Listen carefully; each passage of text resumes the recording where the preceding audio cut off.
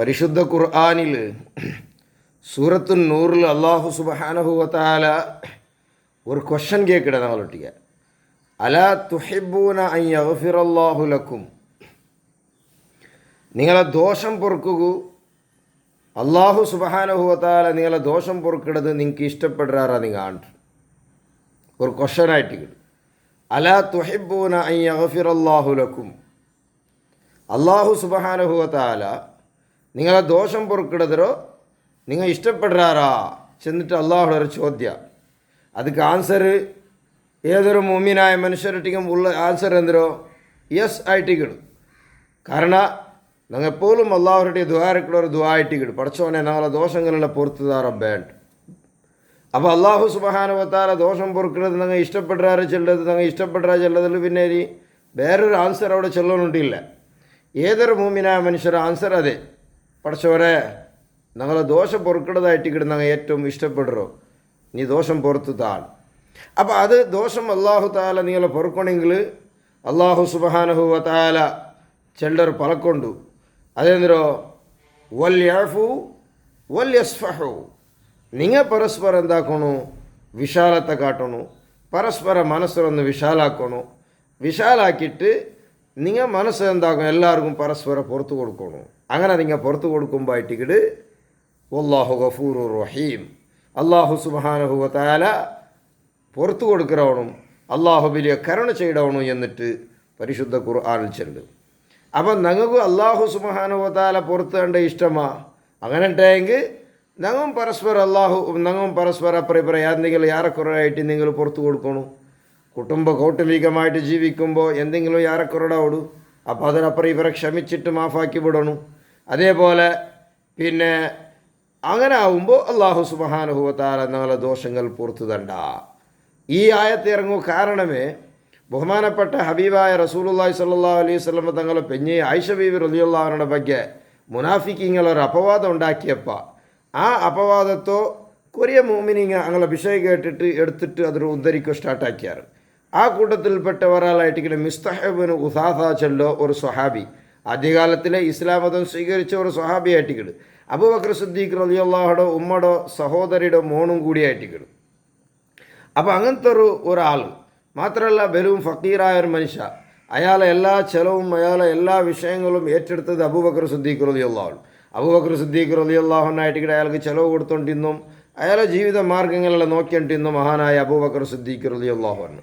അങ്ങനത്തെ ആൾ അബൂബക്കർ സിദ്ദീഖ് റളിയല്ലാഹുവിൻ്റെ മോളെ ಬಗ್ಗೆ ലോകത്തെ ഹബീബായ നബി സല്ലല്ലാഹു അലൈഹി വസല്ലം തങ്ങളെ പെഞ്ഞയുടെ ಬಗ್ಗೆ മുനാഫിക്കിങ്ങൾ ഉണ്ടാക്കിയ അപവാദത്തെ ഇയാൾ വിശ്വസിച്ചിട്ട് അയാൾ അതിനെ എടുത്തു ചെന്നു എന്നെങ്കിൽ അത് വല്ലാത്തൊരു ബേജാറായി പോയിട്ട് മഹാനായ അബൂബക്കർ സിദ്ദീഖ് റളിയല്ലാഹു അൻഹു. കാരണം തൻ്റെ ജീവിതത്തെ കാണാൻ യാരെ സ്നേഹിച്ചോ ഹബീബായ നബി സല്ലല്ലാഹു അലൈഹി വസല്ലം തങ്ങളെ പെഞ്ഞയുടെ ಬಗ್ಗೆ അബൂബക്കർ റളിയല്ലാഹുവിൻ്റെ മോള് മാത്രമല്ല നബി തങ്ങളെ പെഞ്ഞയുടെ ಬಗ್ಗೆ ഇങ്ങനത്തെ ഒരു അപവാദ അയാൾ അതിരോ നമ്പിത്തല്ലേ ചെന്നിട്ടുള്ള ഒരു വല്ലാത്ത ബേജാറിൽ അബൂബക്കർ സിദ്ദീഖ് റളിയല്ലാഹു അൻഹു സത്യമിട്ട് എന്തോ ഇനി ഞാൻ അയാൾക്ക് എന്നും കൊടുക്കാല, ചോറും കൊടുക്കാല, എന്തും അയാളെ ജീവിത മാർഗത്തോടെ ഹെൽപ്പ് ഞാൻ ആക്കാല ചെന്നിട്ട് സത്യയിടുമ്പായിട്ടിക്കിട് ഖുർആൻ്റെ ആയത്തിറങ്ങട് വല യഅ്തലി ഉലുൽ ഫളി മിൻകും വസ, അങ്ങനത്തെ ഒരു സത്യം വേണ്ട, നിങ്ങൾ മാഫ് കൊടുത്തു വിടൂ.